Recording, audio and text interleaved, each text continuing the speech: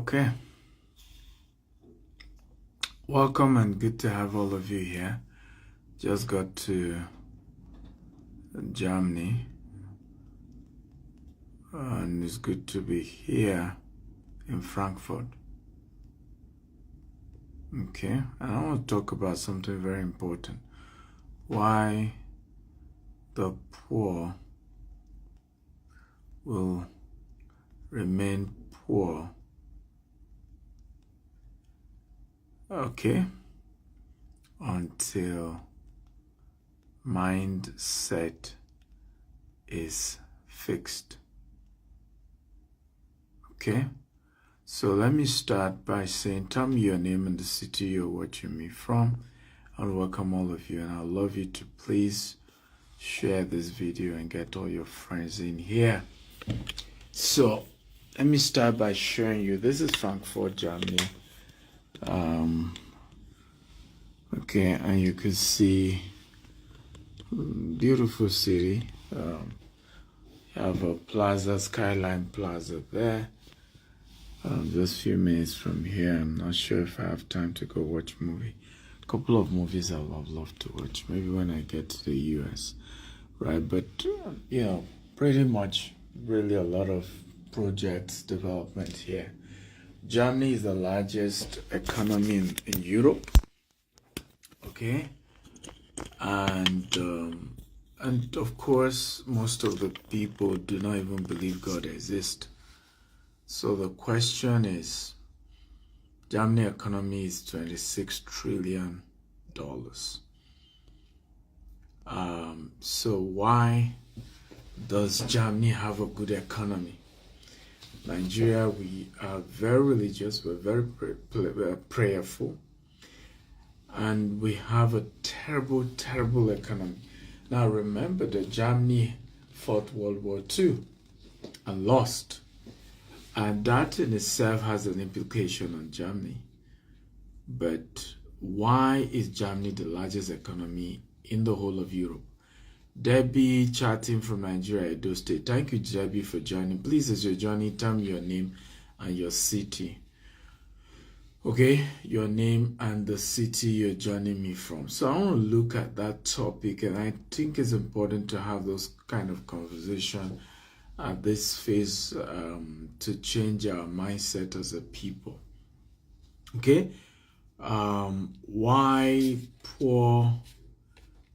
why the poor will remain poor until mindset is fixed. Tolu from UK, welcome. So let me start by saying poverty is not a demon, it's a mindset. So you can't cast it out. Samson from Lagos, Emmanuel from Anambra, welcome. Charles from Anambra, welcome all of you. Remember, share this, invite more people to join us. Tell us your name and your city. Adil Legon, joining from Manchester. Thank you for joining. Poverty, please everybody type it. Poverty is not a demon. It cannot be cast out. Poverty is a mindset. Can everybody help me type this? This is the reason why bishops are poor, pastors are poor, prophets are poor, and other number of people too are poor. So Alexia from Kigali, how are you?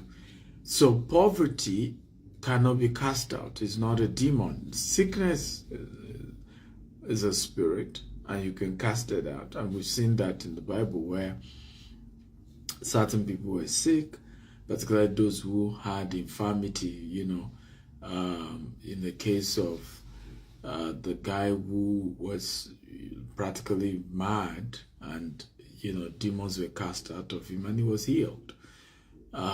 So certain types of sicknesses can be spiritual, and and it could be a demon behind, and you can cast it out. But poverty is not a demon, it's a mindset, it's a way of thinking. It's a way of reasoning, it's a way of living, it's a habit that makes you poor. And if you're tired of poverty, you just need to start changing the habits. You just need to start changing the attitude. There's certain things you begin to put in place that you may not come out of poverty in 1 year or 2 years, but gradually you will come out. It's happened to me. I'm a proof of that. I was born poor. I grew up poor. Okay, but at some point I got this revelation that poverty wasn't a demon. I used to pray about poverty, casting poverty out. But a time came and I realized that poverty is not a demon and it cannot be cast out. It's a mindset. So the first demon, if poverty were to be a demon, the first demon of poverty is called consumption instead of production. Everybody say consumption instead of production. So a poor person is always consuming. He's not producing anything. Always consuming. You know, one of the major demon of poverty, I'm telling you, is not a demon, but I want to use language you understand. For those of you who believe it's a demon, well, the demon is consumption instead of production. Because the rich are rich because they are producing services, products, services, right? And that's why I showed you what I showed you. This is Frankfurt, Germany. And you and I can see companies right there. You're seeing sports centers, you're seeing companies, you're seeing train station, you're seeing malls, you're seeing train, right? You're seeing massive real estate. Okay? Massive real estate. So now you don't see this in Africa, then you can see wealth. So it's not about some demon, it's about the production. How many cars, okay, are manufactured in Germany? BMW is a German car. Mercedes is a German car. We can go on and on for you to understand what we're talking about. Because Germany is a productive country. The same thing with countries, same thing with individuals. Countries that produce become richer. Okay? Countries that consume become poorer. Individuals that produce become richer. Individuals that consume become poorer. So the question is, what are you producing? That's the first demon. The demon is consumption. Do you know the funny thing? The rich is always trying to act poor. The poor is always trying to look rich. The rich is always trying to look poor. The poor is always trying to look rich. What do I mean?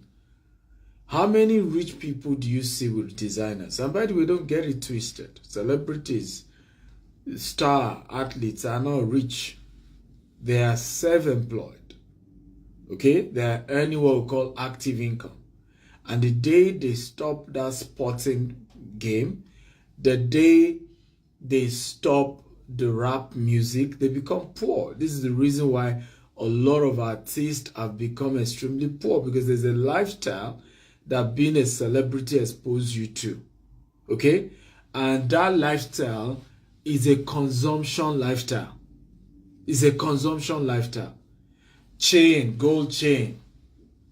Okay? Expensive wristwatch. Okay? Designer clothes. That is consumption.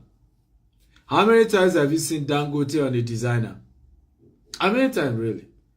Now, I'm not saying that rich people don't find themselves wearing designer, but how many times have you seen them trying to flaunt designers?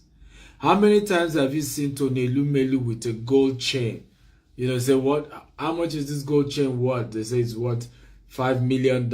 I'm Tony. Yeah. Yo, man. Poverty. A poor person is always trying to look rich. A rich person most times looks poor because he's not wearing designer wristwatch. He's as simple as possible. And I've seen this happen to me many times. Right? People have to introduce me before people say, you don't know that guy. You don't know who that guy is. Right? Because I'm not wearing a designer. I just walk into the room normal. Of course, in Nigeria, security is important. So, because I often have security orderlies in Nigeria, so maybe you may know this must be somebody important. But on a normal day, I'm a simple guy working. But we have worked and built real assets globally. And you can do the same. So the conversation is, if you're sure you want to come out of poverty, then you have to figure out, how do you become a producer? How do you begin to produce products and services that then can make you wealthy? I hope this is making sense, right? So number one, wealthy people are producers, poor people are consumers.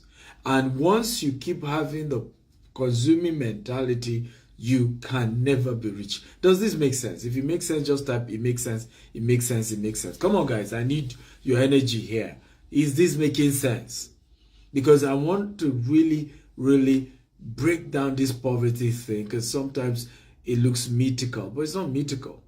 It's very simple. And I'm going to tell you what rich people do and what poor people do. First thing, poverty is not a demon. It cannot be cast out. The mindset just has to be changed, right? So why the poor will remain poor until their mindset is changed? Number one is because the poor is always consuming, the rich is always producing.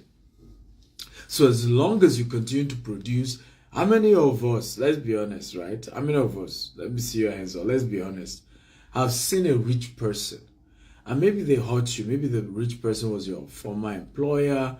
Maybe the rich person was your uncle. And out of anger, you cursed them. And to your surprise, years later, they got richer. You know, or you saw somebody just cursing, right? A rich man. And the rich man keeps getting richer. If you've had such experience, come on, just say, I. If you've seen something like that, okay?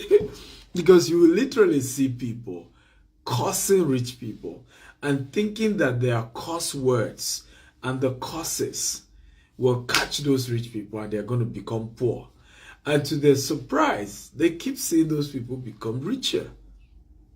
Okay? How many of you understand what I'm talking about? Come on, I need your response.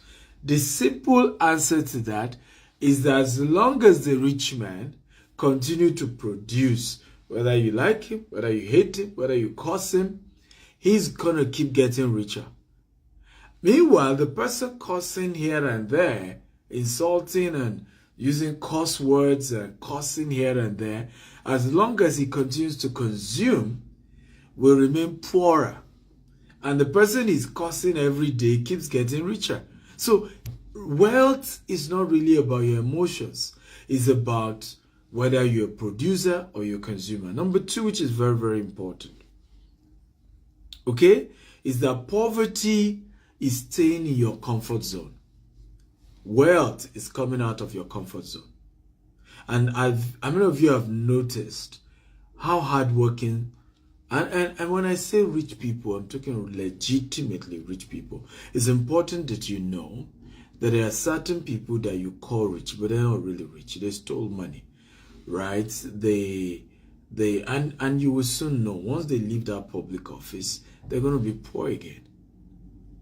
Okay, so please get this right so that you don't have the mindset. Because a lot of us, from particular people of color, our role models are wrong. Our analyses are wrong. The people we're comparing ourselves with are wrong. So number two, poverty is staying in your comfort zone. Wealth is getting out of your comfort zone.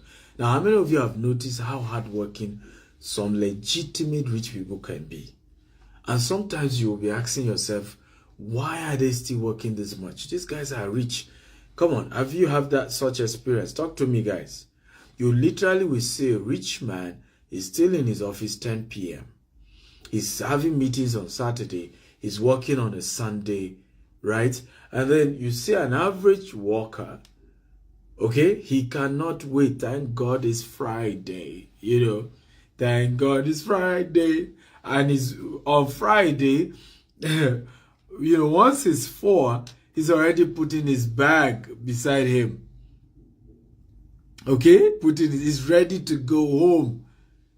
Meanwhile, the owner of the business is still in the office, sending memos, having meetings, sitting there, having conversations. Right? How many of you have noticed that? So, poverty is staying in your comfort zone. Just say, well, I'm okay with where I am. Well, I'm not that poor. I have 2 cars. My children are going to good school. Well, I live in a 4-bedroom apartment. Well, cool. That's poverty. Poverty is already knocking on your door when you have such a mindset. Meanwhile, wealth is staying out of your comfort zone. One project to another project, one greatness to another greatness, one move to another move, one expansion to another expansion. That is how people become wealthy, guys. Okay? That's how people become wealthy. Why not? You can come tomorrow. Let me see. Charles, I'm having a hangout here. We're just going to be maybe 7 people or less. Tomorrow by 6 p.m. So you can come, Charles. Send me a DM. If you're in Germany or you're close to Frankfurt, or you can make your way to Frankfurt, Germany, send me a DM. I will give you a seat. We're going to be having a hangout just 6 p.m. Just talking more about some of these things, right? Conversations about building wealth, mindset about wealth. I'll also be sharing with you a $150 million project in the US. We're building a over 400,000 unit, and you can invest in that project. It's going to be a great project for you to invest in. So tomorrow here in Frankfurt, Germany, we can hang out and have even deeper conversations. So send me a DM. So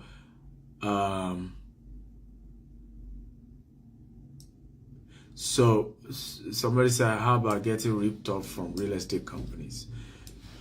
So well, send me a DM. Again, I don't want to, because sometimes we talk. Can I answer all these questions once I'm done? I have 9 points to go. So I have, I think, 8 more points, right? So those of you asking me questions, let's ask that question once I'm done, okay? So number 2, poverty is staying in your comfort zone. Wealth is getting out of your comfort zone, right? Somebody said, how do I attend your real estate mentorship? Send me a DM or talk to my secretaries here, Kehinde Oni. Talk to her, +234 8100000618. She just made a post right now. So reach out to her and she's going to schedule you or answer your questions. Number 3, poverty is refusal to take risk, right?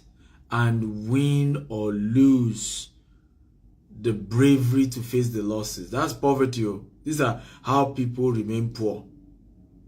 These are how people remain poor. Poverty is refusal to take risk and face it whether you win or you lose. You know, sometimes people think I'm lucky. And I always say this, right?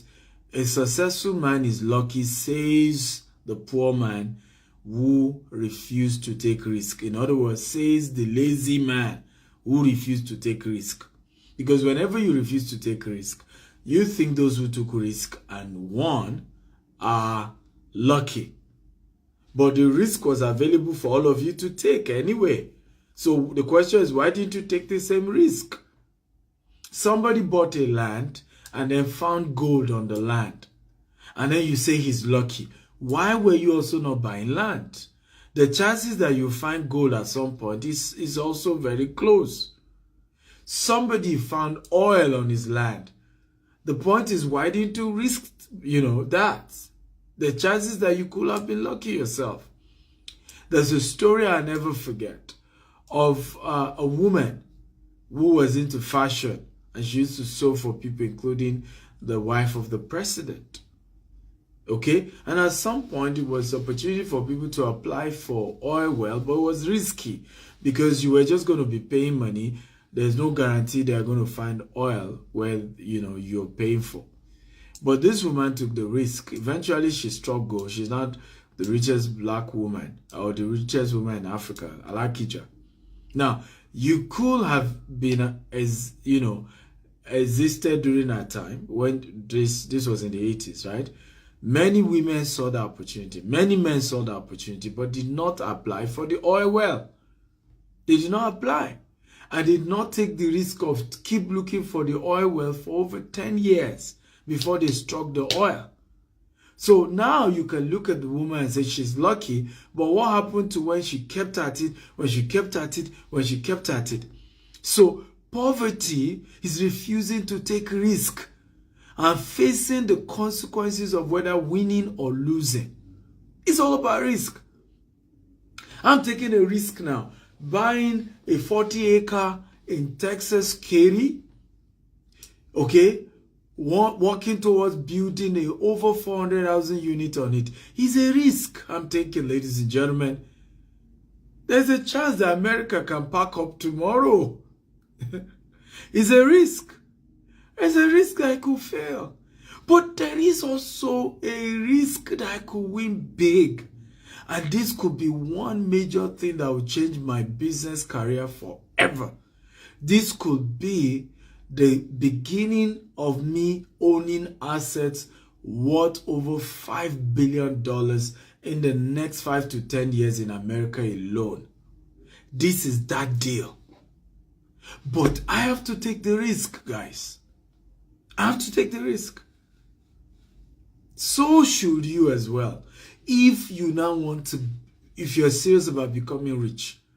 Sometimes I ask people, why are you not taking the risk of attending seminars that will open you up to how to do real estate, on how to start your business, on how to use credit to build wealth, instead of using credit to buy cars that you don't need, instead of using credit to get mortgage. And by the way, your mortgage is not an asset. A mortgage is a liability and not an asset. A car is not an asset. It's a liability.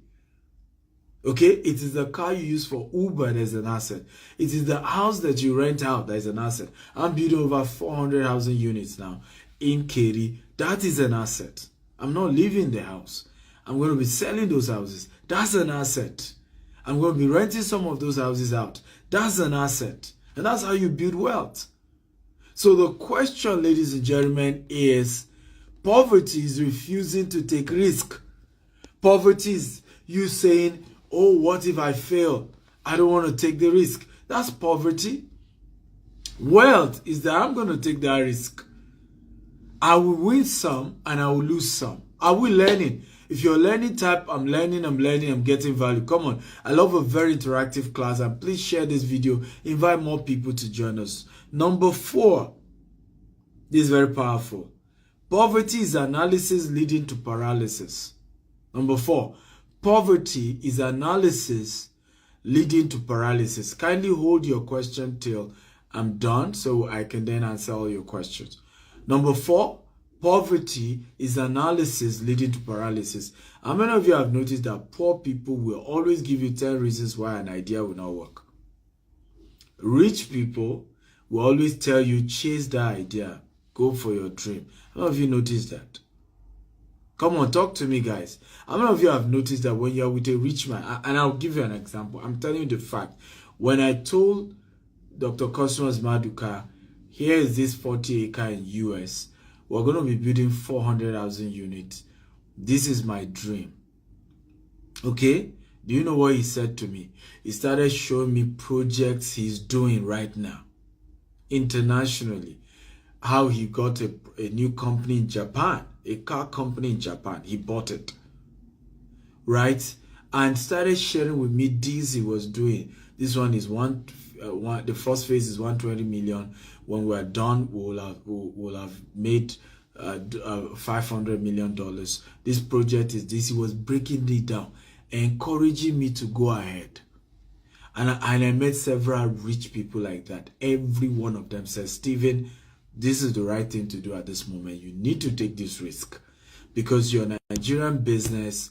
When you look at the dollar, the naira, the fact that you don't even have the liquidity in Nigeria to build all this green and smart home. And once you can succeed doing it in America, you'll be able to unlock money that you can now bring to Nigeria, repatriate to Nigeria, and use it to do your Nigerian project. This is the good move. Let me tell you the people who started giving me analysis, poor people. Are you sure it will work? Poor people.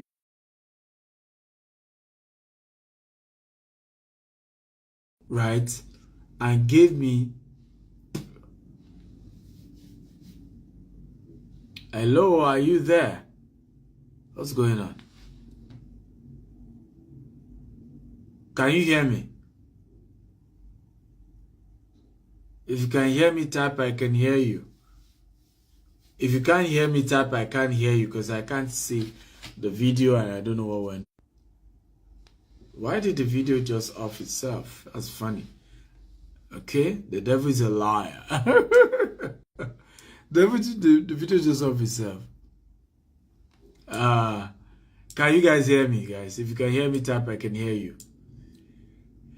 So all the rich people I met that I talked about Katie project, everybody said go for it. You know, this is the right move. The only people that discouraged me were poor people. And all they were giving me were the analysis that led to paralysis.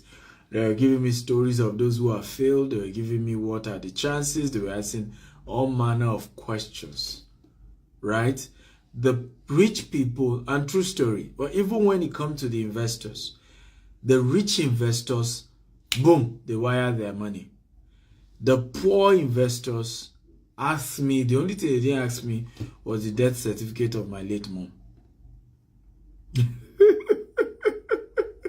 I'm not kidding you. The big time investors, I'm talking of those who were investing $200,000 into this deal, right? One person, $500,000. Those who were ready to invest $2 million, $5 million in this deal.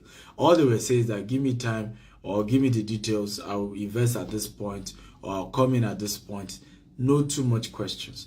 The poor ones who wanted to invest $5,000, $10,000 were the ones who the only thing they did not ask me to bring was the death certificate of my mother. Now, what am I saying? The proof that you are poor is your mindset. And one of those mindsets you will have is analysis that leads to paralysis. You will always find yourself analyzing every opportunity till you lose out of the opportunity. You always find yourself analyzing why an idea will not work. How about analyzing what if it works? One of the secrets of great people is the ability to analyze both why it may not work and analyze why it will work and get themselves obsessed about why it will work and when it works, and their energy is put into getting it to work. And I realize that it's a matter of choice in life to either put all your energy on possibility of something working or the chances that it will never work. It's a choice. But that is how you know rich versus poor. The rich is always ready to take action. The poor is always ready to analyze. Is criticizing and analysis and going over it again and again and again and again. Number 5. Poverty is blaming those ahead for your failure. That's one of the things you see with poor people. The mindset they have.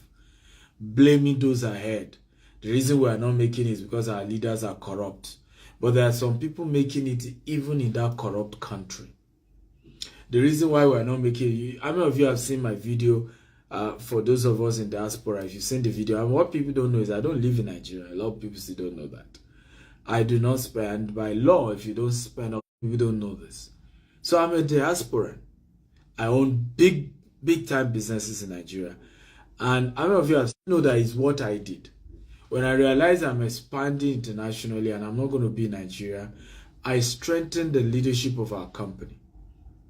I started talking about profit sharing with our leaders, appointed CEOs, right? Brought in board to govern our businesses and, find a way to remunerate those people. Okay, but now look for how I could expand to Dubai, expand to US. Are we learning, guys? If you're learning, type I'm learning. Okay, but are you aware of many of these people in diaspora? How many of them were attacking this good idea that I gave them, which was that, hey, why not think of expanding? Because a lot of people, how many of you know that poor people don't travel, don't japa? For those of you who are majorly from Africa, the word japa means you're moving out of the country, out of Nigeria, or out of Ghana, out of Sierra Leone, out of Senegal, right? Out of South Africa, you're moving to Europe or moving to Americas, right? Now, how many of you are aware that poor people cannot afford to relocate out of Africa? If you are aware, if you know what I'm saying, type I agree. So meaning those who are relocating are either senior management staff of companies, isn't it? Or business owners themselves. And my argument is that a lot of those who are business owners, instead of just shutting down, that's what many do. They will sell all their assets, sell all the companies they own, and take everything and say they are moving to Germany or moving to UK or moving to US or moving to somewhere else, right? And the reason when you ask them, why are you leaving Nigeria? They say, Nigeria is not working. The government is terrible. I've given up. Now, how many of you realize that the same people will then move to Germany or move to UK and start doing security job and start doing, washing dead body in mortuaries? The kind of job they were never going to do in Nigeria, never going to do in Ghana, never going to do in South Africa, will never find themselves. They are too arrogant to do those kind of jobs. Now they are willing to serve tables as waitresses, right? And do odd jobs in the UK, in the US. And these were people who said they were leaving Africa because African governments have failed. And they were going to countries where the economy were better. My question is, why couldn't these people figure out a way to start as entrepreneurs in this, land flow with milk and honey that they were going? Because I did that. When I moved to Dubai, I did not go and look for a job. I made sure my business was one, and you can go and watch my YouTube videos, right? How you need to structure your company so that it can go global. Number one, I made sure my product was universally needed, real estate. People will need real estate in Germany the same way they need it in Zambia, the same way they need it in Houston, the same way they need it in China. You will always need real estate. So I made sure I was in a business where you will always need my services anywhere in the world I go. Number two, I made sure I got trained in those countries before I left. So I started, studying real estate with Harvard University. I started getting exposed. In fact, I started selling Dubai products before I left Nigeria. Before I opened our Dubai office, we had started selling properties in Dubai. So why can't other Africans who are living in Africa do the same? Now, where am I going? Poor people always find who to blame. Rich people take personal responsibility for their lives. That's why I said poverty is a mindset. And for those of you just joining us, welcome, welcome, welcome. This is a conversation about that poverty is a mindset. It's not a demon. Poverty is not even something negative. Sometimes when you say you're a poor person, you are angry, you want to fight the person. No, the person just says there's a mindset that has kept you poor. Okay? And we're breaking down each of these mindsets one by one. One of the mindset that makes people poor is the blame mindset. Always looking for who to blame. Everybody is to be blamed for why you're poor except you. Everybody is the problem. The government is the problem. Your employer is the problem. Your wife is the problem. Your cousin is the problem. Your cousin, your nephew, your in-law, everybody is the problem except you. Everybody. I meet people who tell me, and I say to them, I remember meeting a gentleman in Dubai. He came to meet me at the golf course. He follows me online like a lot of you do. And the gentleman, I said, how long have you been in Dubai? He said, I've been in Dubai for 3 years. I said, good. So how much have you saved from this your work? He works in a car wash. He washes cars in Dubai, right? And I said, how much have you saved from washing cars? He said, 0. And I looked at him, really, really angry. I was so angry for him. I said, why haven't you saved anything? He said, well, the little he makes, he has to pay his rent and all of that. And that the remaining, his uncle was very helpful for him. And that the uncle is always demanding money all the time. And so every month he's having to send money to his uncle. and every little money he has left after he pays all his bills, he sends to his uncle, who would then use it to take care of his family. I then looked at him, I said, but this is insane. You're young, you're not married, but very soon you need to get married. Very soon you need to have, your own apartment, bigger than what you have. You need to have savings to take care of the new family you're having. You need to also build wealth for yourself. The Bible says a good man leaves an inheritance for his children's children. You have to build something for you. What's going on, gentlemen? And he said, well, his uncle is always blackmailing him. And this is where I'm going. Even if your family members are the reason you're poor, for those of you in diaspora, it's your fault. Because why haven't you trained yourself to be able to say no? I had to do that. I did that even to my biological father. Years ago, and it's in my book, The Billionaire Habit is one of the books I've authored. You should go get all my books. They're all on Amazon. They're going to add value to you. These are powerful books you start reading. And I shared in my book how my dad, I'll go visit my biological father. He gave birth to me. And my dad will have taken loan from neighbors. Okay? And will be enforcing that I and my brother have to pay the loan. And sometimes he will even, try to blackmail me into that. The neighbors he took that loan from said they know me. I've always been on social media. Our business, a lot of people didn't know. We started with digital marketing. Our first business was digital marketing, right? So I've always been active on social media, and people have always seen me on social media. So my dad will say to me, these people even know you on social media. They say they see you, you're a big guy on social media. And then I remember I would say to my dad, I say, well, they are free to, say what they want to say, but I'm the one that know me, and I know how rich or how poor I am, okay? And if you decide not to manage the money I have given you, and then you decide to go and be borrowing money from your neighbors, okay, not my neighbors, okay, and you live above your means, that's none of my headache. Because at this phase of my life, I told my dad, I am not where I want to be. Okay, and I'm still working my way up. And so I'm sorry, to embarrass your friends and all these people, but I cannot give more than I am giving you. In those days, I put him on a salary, so every month I sent him an amount. I can't remember then how much it was. Okay, but I'm happy I did that, right? Because if I didn't do that, I would have eaten into my capital, right? I will have eaten into my capital, my business capital.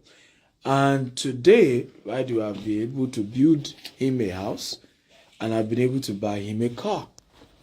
But if in those days I did not stand my ground to say, Popsy, I cannot give you more than the 10,000 naira I am sending you every month. Okay? Now, anybody who thinks I'm not taking care of you enough, they should come and take care of you. There's no problem. There's no shame in it. Let me say this, and please write it down. Everybody, I want you to try to type this. Poor people buy what they don't need to impress people that don't care. So I shared about my dad's, how I had to structure even funds for my dad in my book called Billionaire Habits. This is the book. It's on Amazon and it's also on my website, steveichthea.com. You can buy it anywhere. Right? So I have all these books. So those of you coming for the Frankfurt Hangout, you'll be able to get some of my books. I can sign it for you and you can get them as well. This Billionaire Land Banker, this Billionaire Habits for Entrepreneurs. They're all on Amazon, and this is Billionaire Code. I have over 40 books on Amazon. Go get them. Right? So I am so happy that I had to structure how much I was giving my biological father. Okay? Because if I did not structure it that way, I would have still remained a poor man today. Okay? And I wouldn't have been in a position to build a house for my father and buy him a car. But at that phase of my life, I had to only send him 10,000 naira every month. I wasn't trying to impress nobody. He's still my father. And I knew he was still going to be alive to still watch me do bigger things for him, which God helped me to do.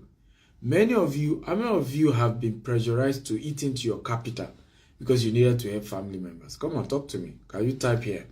Be honest, this is confession time. How many of you have been pressurized, to eat into your capital for your business, because of family members' pressure? Stop it. Because ultimately part of why people are poor, is because they mismanage their fortune, and then they continue to blame family members for it. But it was your choice. You could have said no, like I did. My no had to be to my dad. I said no to my dad. I'm sorry. I am building wealth now. I can't give you more than 10,000 every month. If you go above that, you have to figure out a way to pay it. But I can't give you more than that. Today, that story has changed. Is this helpful? If this class is helpful, type very helpful, very helpful. Number 6. Poverty is rejecting knowledge and execution of the knowledge.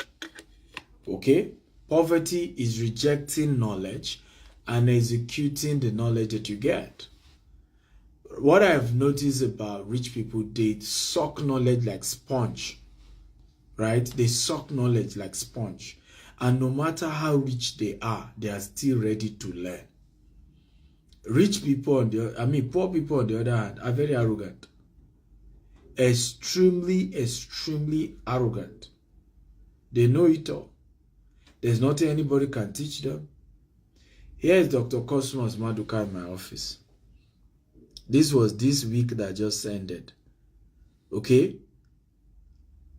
And literally I was to do something for him, and he sat down and I was explaining the whole thing, and he was learning. It was around social media and things like that. I was saying, well, I don't know how this thing works. But he sat down and was learning. This is one of the richest people in the whole of Africa. How many poor people will come and sit down and learn? If a rich man at his age, 65, extremely wealthy, will sit down to be picking something to learn from me, right? I'm younger, I'm not as rich as he is. How many poor people will tell you what will he teach? Even on this social media, you often see people say, what is he teaching? What is he telling us? What don't we know? Don't mind them. What do they have to say? So this tells you the difference. Rich people are hungry for knowledge, and they're going to execute the knowledge they get. Poor people, on the other hand, are looking and saying, what are they teaching? What are they talking about? What don't we know? So if you want to come out of poverty, if you want to become richer, then you have to prioritize going for trainings and seminars. You have to prioritize taking action on what you learn in those trainings and seminars. So it's not just I've learned. How can I execute? What can I do right now? As I speak to you, I'm going for a course in the US. It's going to be costing me $30,000 with Grant Cardone. And it's for 3 days.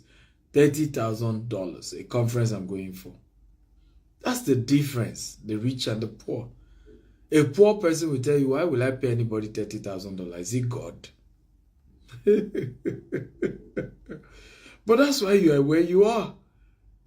Right? That's why you are where you are. Oftentimes people,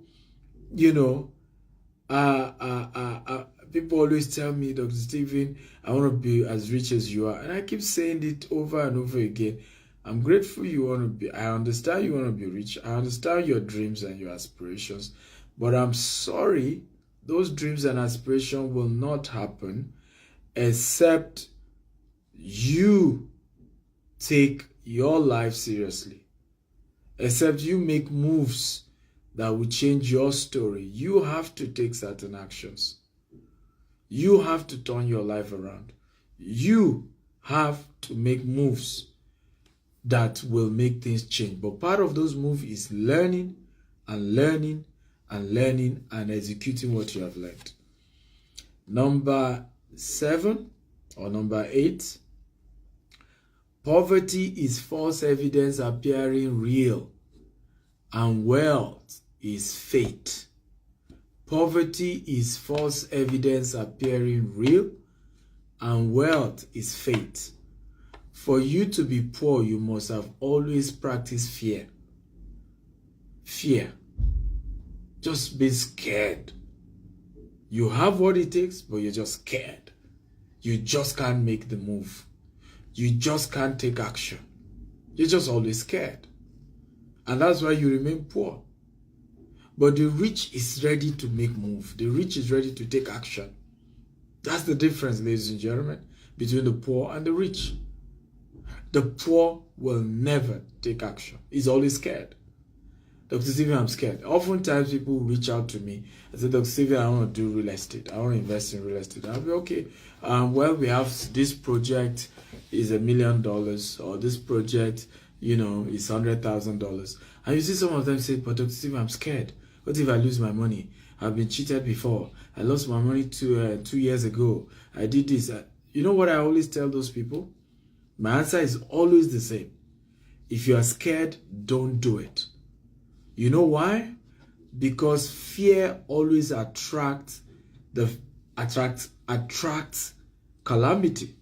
Faith always attracts greatness. You will always attract what you fear. Job in the Bible, Job said, what I fear the most has happened to me. Whatever you are afraid of, you attract more of it. And whatever you are brave about, okay? Whenever you show faith, then good things begin to happen to you. So I always tell people when they tell me, I want to do investment, but I'm afraid. I've said, you know what? Don't bother do the investment. Some always claim I'm arrogant, but it's the truth. Because let your fear not be what will rock the business opportunity we are doing. I say this even when it comes to employees. I always say, we remember the story that happened to Jonah in the Bible. Right? There are certain people who must not be in your boat. Those people are those who are always afraid. Don't add them to your boat. Anytime you see people are scared, don't add them to your boat. They are going to make your boat sink, because they will manifest their fear, no matter what. So anytime people want to invest in our company and they're telling me they're scared, my answer to them is don't bother do it. Because you will be the one to bring your fear to pass. I know of a real estate deal we did in Ibejuleki, right? And this was one of the best real estate deals we've ever done. But one of those guys is always scared. At the end of the day, okay, weeks to the coastal road being done, the guy asked for refund. Now he's trying to say he wants to come back. I've told them, I said, no, we're not giving him his refund. Let him collect his money back. When he now saw, weeks to the coastal road, now that he saw the video that the road had been done, that this is a big time deal, he wants to come back on the deal. And I've told my people, we are not putting him back. He's ready to pay more money. He's ready to now pay the development fee. He has refused to pay all this while. He now wants to pay it. I said, no. You took us to court. You took us to court. You took us to court. Right? Because of your fear. So what I've learned over time when it comes to investment, when people are scared, I don't want to do business with them. Because even when we're about to touch gold, these people, their fear is making them to drag us back and take us backwards. Because they've always been scared anyway. And sometimes the people who make you to be afraid are your lawyers. You know why? Your lawyer himself is not an investor. Isn't that amazing? That many of us have lawyers who they themselves have not invested. Some of you have lawyers who have never done investment real estate in their life before. Except that they bought a house that they live in. Come on, talk to me now. Now, you want to go to that same lawyer to guide you on how to make an investment in real estate. Do you see where we miss it? And when things look shaky, you expect that lawyer to tell you to hang in there. He's the first one to say, don't do it. No, no, no. I told you. I warned you. I warned you. It's risky. Well, he's going to tell you it's risky because he's never done it for himself. This is the reason why I tell people, never get into an investment without a mentor who is more successful in that investment. Else, you will discourage yourself out of a good deal. You will discourage yourself. Something that is good, or you will still discourage yourself out of it because you are not surrounding yourself with people who are doing the same. You're not surrounding yourself with people who are successful. Assuming you surround yourself with other people who are doing investment, who are making progress. Today they are buying this, tomorrow they are buying this. You will see that you will do investment with boldness. But because you're always surrounding yourself with people, including lawyers, who are not even doing it, and then you're asking them to oversee what they are not doing for themselves, you can't give what you don't have. So, ladies and gentlemen, poverty is false evidence appearing real. And the way to know you are having a poverty mindset is that you're always going to be scared of taking an investment decision. You would rather be looking at your money in the account being devalued every day than for you to invest that money and grow that money. You would rather leave that money in the bank, and that money is getting devalued by the day, right? And why are you leaving the money? Because you're just scared. You're just scared. What if I fail? And so what? Write this down, everybody. I want everybody to type this. Right? Please type this. Failure is not the opposite of success. Failure is the pathway to success. Everybody type this. Failure is not the opposite of success. Failure is the pathway to success. We ultimately fail our way into success. In other words, we kept failing, but we're not giving up. We try again, we're not giving up. How many of you are aware that I've done almost 20 businesses that did not succeed before I became successful in bulk SMS business? If you're aware, type I'm aware. If you're not aware, type I'm not aware. I did almost 20 businesses. Popcorn, I sold popcorn. I hawk electronics. Organized trade fair. These are businesses that failed. I sold books. Right? I used to represent a university in Hungary, and it all failed.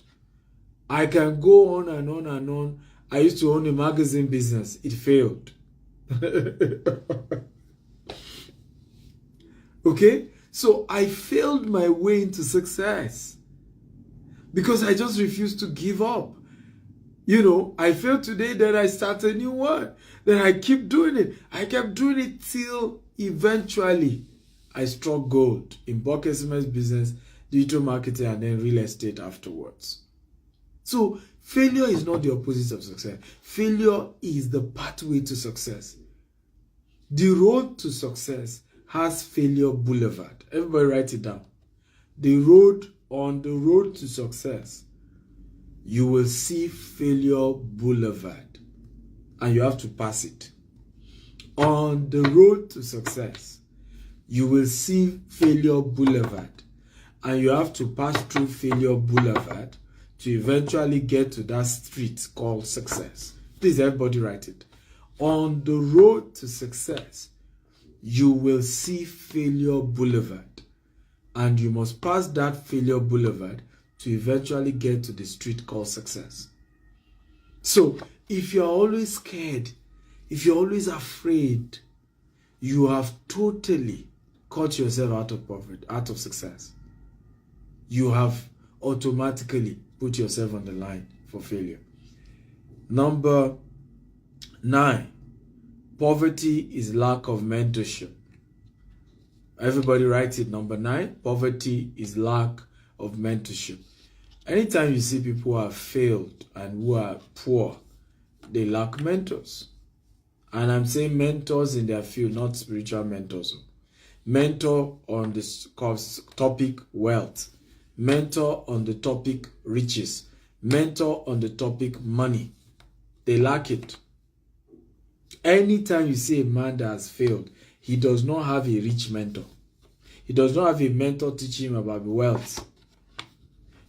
I know what you are all going to say. How will I attract a rich man to mentor me when I'm poor?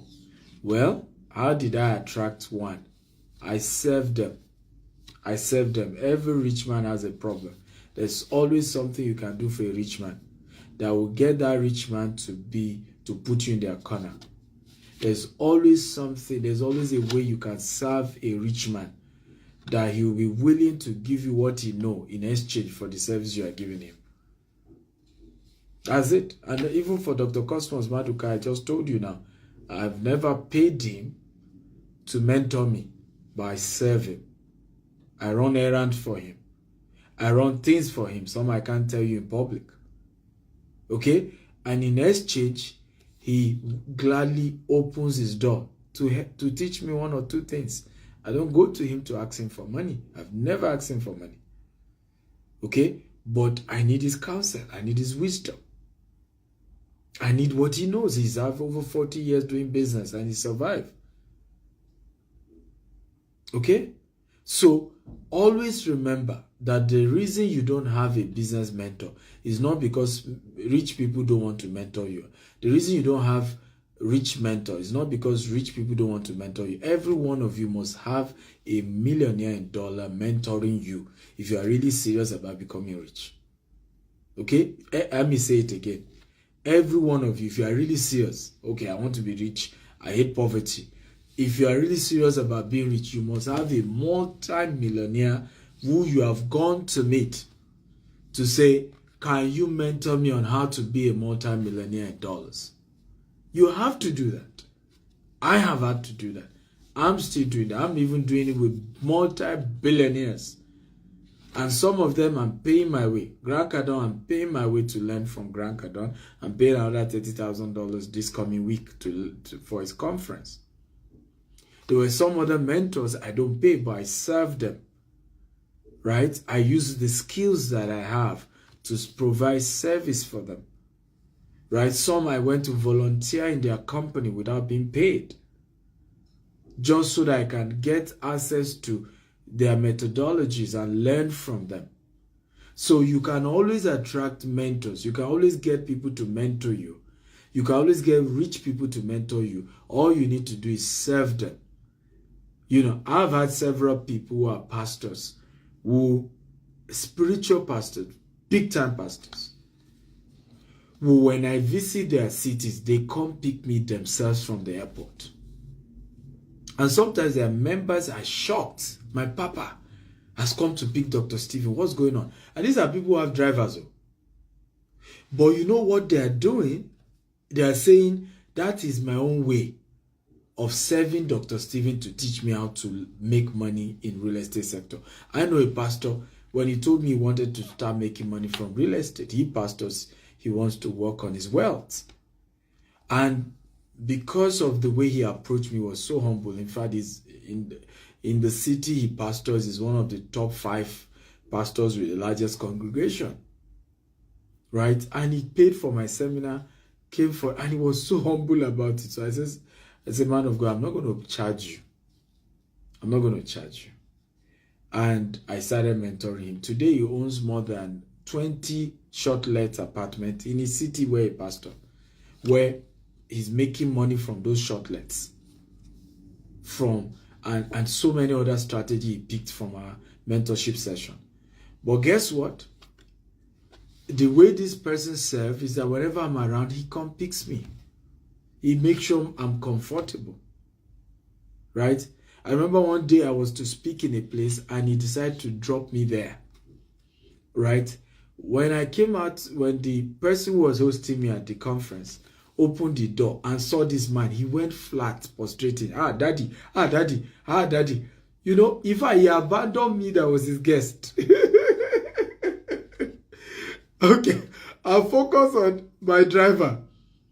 Okay, he was quite humbled why that man did that. So what am I saying? You can't tell me the rich people don't want to mentor you. You have not gone to look for a way to serve them. That's why. Look for a way to serve them. It will take humility. That's all. Number 10. Number 10. Poverty is selfishness at the highest level. Yes, I know this one. He hot, he choke, but it's the truth. When you see people who are poor, they're actually selfish. For you to be poor, you must have been very self-centered. A lot of your thinking must have always been about you and you and you. You never prioritize other people, helping other people. You know, and I've seen that is the reason why a lot of people are poor. They're selfish. Have you ever met poor people before? What would they tell you? I need money for my house rent. I need money to pay my children's school fees. I need your help. Can you give me money? Can you help me? What did you notice in that conversation? How many of you have noticed me in each of that conversation? What do you notice? Me. Did you hear anything about the other party? It's always me. Help me. Give me money for my house rent. Give me money for my school fees. Give me money to do naming. Give me money to feed myself. Give me money to help my family members. Me, I. And that's why they are poor. Because wealth is about us. Wealth is about other people. I just told you now, we're about building 400 housing units in Katy. It's going to cost us $150 million. Am I the one that will live in that 400 houses? Can I live in 400 houses? It's about other people. You see me talk about we're building 25,000 green and smart home by the year 2035. Am I going to live in 25,000 houses? It's about other people. You see me talking about writing books. I've written over 40 books. Am I going to read all my books? Okay, I can't buy all my books on Amazon. It's about adding value to other people. Production that we talked about earlier. You see me talking about, let's have a hangout. Let me share about what I know with those of you who are in Germany. Tomorrow, we're having a 6 p.m. hangout here in Frankfurt. It's about them. How do I add value to them? A poor person is about me, give me money, help me, me. Life is not fair. Nobody's helping me. Nobody has given me money. Me. Ultimately, poverty is about selfishness. When you want to break out of poverty, you have to start thinking, how do I add value to Jide? Omo Kilani is here. How do I add value to her? Yemfish, how do I add value to Yemfish? How do I add value to God sent Samson? Why do you think I arrived Germany today and I'm already doing a whole master class just teaching you? You didn't pay me for this. But it's because it's not just about me. It's also about, can I add value to people? Right? Can I share? Can I empower? So eventually, when you now hear that, this person invested with Dr. Stephen $1 million. This person invested with Dr. Stephen $2 million. This person gave Dr. Stephen $200,000 for his business. This person invested in Dr. Stephen's Katy project. You now say, that man is lucky. No, the man is not lucky. You don't know how many years that man has been listening to Dr. Stephen. And Dr. Stephen's teaching changed the man's mentality. Even the money in itself, you don't know whether the man made it through what he learned from Dr. Stephen. I know a man who bought 4 plots from us. Right? He bought 4 plots from our company. How did he make the money? He got my video. I was invited to his church to teach on wealth. And I taught on how they can make money from crypto. Okay, and this gentleman bought my course, my video training on how to invest in crypto. And then he invested $1,000 into crypto, altcoin. I talked about altcoin. And in 7 months, he turned $1,000 to $150,000. Part of that money was what he used to buy 4 plots of land from us. So when you hear that somebody like that invested so much money with Dr. Stephen, in your mind, Dr. Stephen is lucky. But you fail to realize that Dr. Stephen took pain to go and preach in this man's church. How much did those people pay Dr. Stephen? They were not even able to afford to pay his flight ticket, afford to pay his hotel accommodation, but because Dr. Stephen wanted to add value. Right? Even the coaching video he bought, Dr. Stephen had to give discount to the guy. But when he eventually made it, he's now coming back to reward Dr. Stephen by doing business. So ultimately, poverty is selfishness. When it's all about me, me, me, me, okay, you are not going to be rich. How many of you have noticed on social media that you see somebody come on social media and say, give me money? Have you seen that? Freaking my account. Give me, what do they call it now? You notice that? Okay, the person will not think, how do I add value to you? It's just entitlement of just wishing. How many of you notice that the people who abuse rich people that they don't give are the ones who don't give at all? Who knows what I'm talking about? You see people have the audacity to go and to come on social media and claim that rich people do not give. And they themselves have never helped anybody. Never helped anybody. What they are saying, in other words, is that a rich man has not given to them. Because in reality, every rich man I've ever seen is a giver. He may not have given to you, but he's a giver. He may not have publicized the giving, but he's a giver in his private. He may not have announced it to the world and said, this is what I've done, but he's a giver. I, as a person, for example, in the last 1 month, you have no idea of how much millions I've given out. Millions that I've given out. Okay? But I don't put all of it on social media. I don't announce all of it. And because I didn't announce it does not mean I'm not a giver. And so when you now come on my page and I'll say, we help, who has it given to? You are literally saying, I have not given to you. And that's an entitlement mentality, because you could have as well gone to make your own money and give it to as many people as you want to help. Okay? So why bother yourself about somebody else's money and somebody else's, and how other people spend their money, or whether other people give out their money or not? Make your own money and give it the way you want to give it. So those are the 10 ways to know whether you have a poverty mindset or not. And I want you to be very honest with yourself. If you come late, go and watch it again. I'm going to save it on this page. Go to my YouTube handle, Dr. S. Akintayo.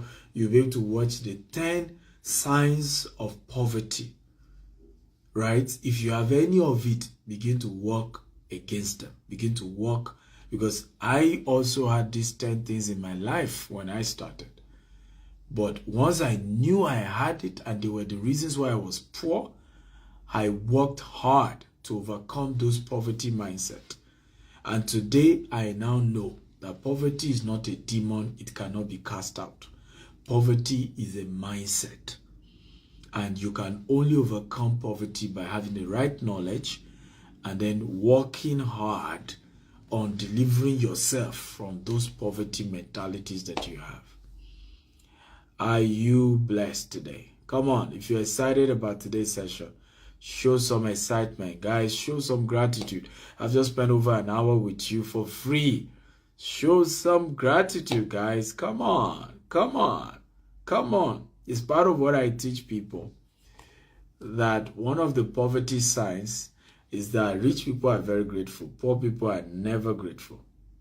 Poor people, they just want you to do more. Have you ever given somebody money and he says, is that all? Who knows what I'm talking about? Or you give somebody money and say, can you give me more? And then the next month he comes back asking for more money as though you never did anything before. That is poverty. Rich people that I know, sometimes I get embarrassed the way rich people thank me.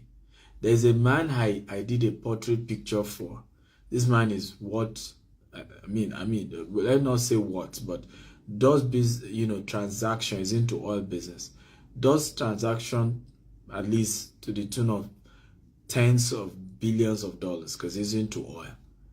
And I just did a portrait. How much? The portrait, it was not even up to 5 million naira. You need to say how he was thanking me for the portrait. Right? He was just so grateful.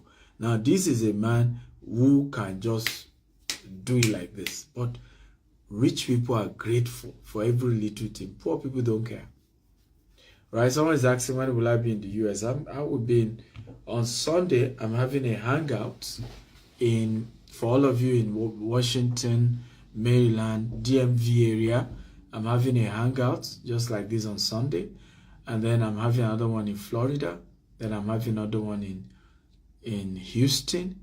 Then I'm having another one. I'm still thinking maybe I'll do Indianapolis or one of these places, right? But yes, those are my movements. So those of you who have questions, you can ask your question now. So I have Aviv Skin Care Backup says, I know how much I will pay to hear this in a seminar. Thank you for doing it for free. You're welcome. You're welcome. So if you have questions now, all of you were asking me questions earlier. You can ask your questions. I'm ready to take those questions. And we go. Questions?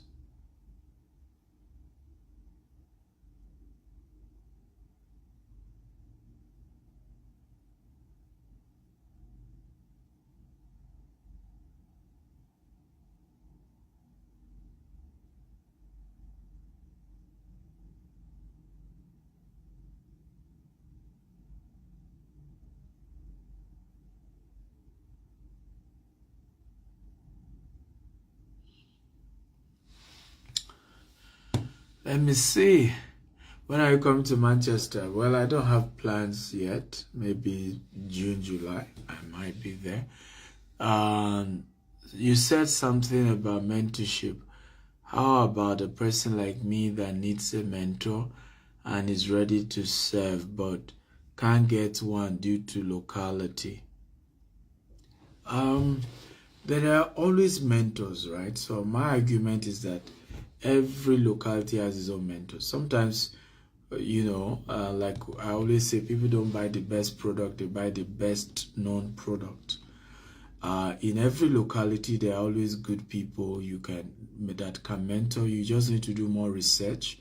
I'm just popular, and sometimes we're always going after the popular guys, but there are some local guys who are not that popular, who can still be of help in your locality. So look for them. My first mentor was my older brother. Okay, but for many years until the Holy Spirit opened me up to say, this your older brother has always advised you right, and his counsel has always worked. Why can't you officially see him as your mentor? So some of you have people around you who could mentor you, but you just look down on them because, there's familiarity. So look down, do some research. It could be someone around your locality. He may not be as rich as Dr. Stephen, but there are always people around you who can mentor you.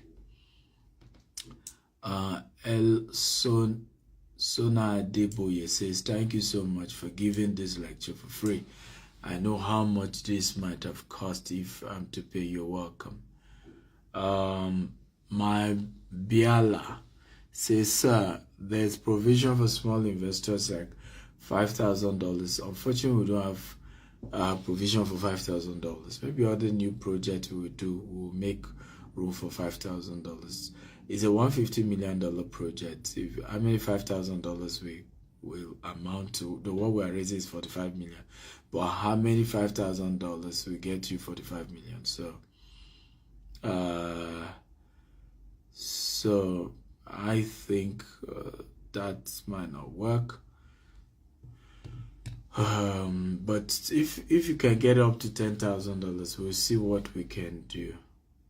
But we have other investment, right? So aside the US investment, we have other investment that you can do as low as $5,000. You can even start with $1,000, and then every month or every quarter you add to it.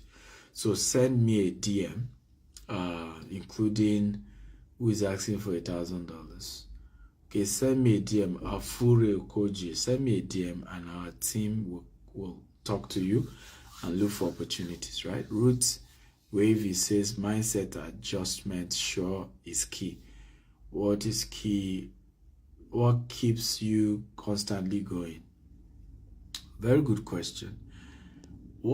So unlike a lot of people that the fear they have has immobilized them, my fear has energized me, right? So I don't want to end with like my dad. My dad was quite successful in his younger days, but challenges of life just knocked him up. At some point, he just stopped trying. And so watching that story, I vowed that I was just not going to stop. I'm not going to stop until the day I breathe my last breath.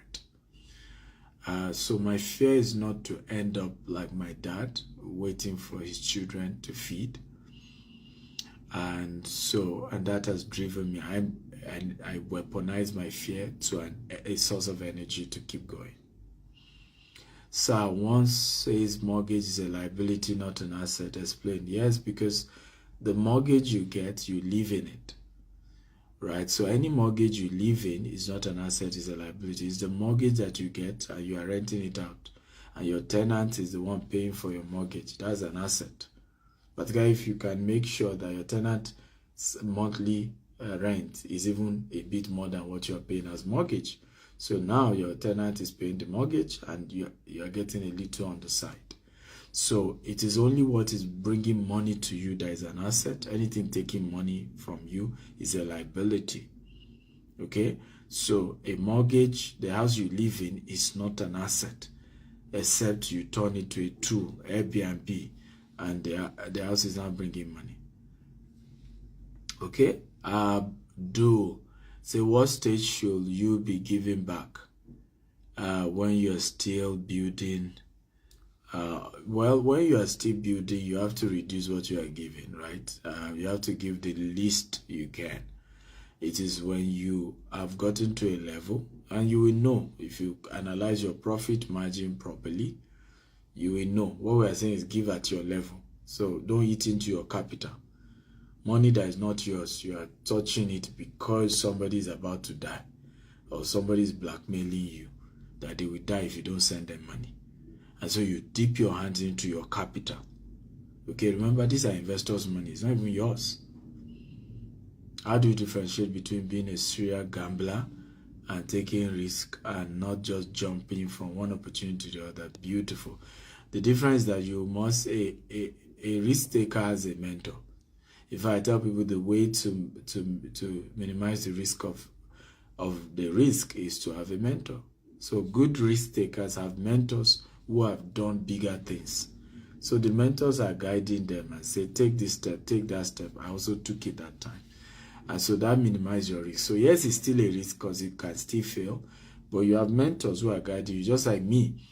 Okay, Grant Cardone is my mentor, and I've studied every move he's made when it comes to expanding in real estate, but it doesn't change the fact that what I'm doing in KT is still a risk. Okay, but I can take confidence and courage in what Grant Cardone has done, and to know that it's easy for me to replicate my own version of it. After all, I've been trained by him, but more importantly, I've also been trained by Harvard University as well, and several other trainings I've had to go through. So you will be more confident to take risks when you've gone through training and you have mentors. Is land banking a good way to grow your asset? I mean, what kind of question is that? That's how I became a billionaire.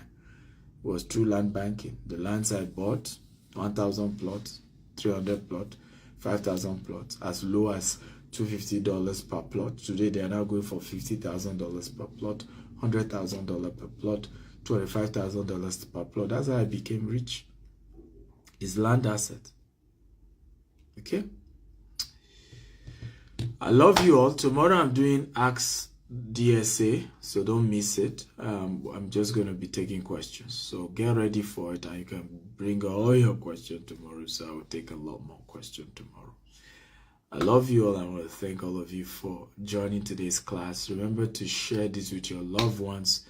Get a lot of your loved ones involved. Let them watch this. It's going to change their mentality, their mindset, and open them up to a lot of concept about how wealth is really created. Okay, so share and get more people to know. I love you all, and thank you to all of you who thanked me and show some appreciation. In C, Ice Rope says, I paid 7.5 million, 8 months is now 1.5, it's now 15 million. You see now, so a lot of testimonies are here about what I'm teaching. I love you all. Good night from Frankfurt, Germany. Bye-bye.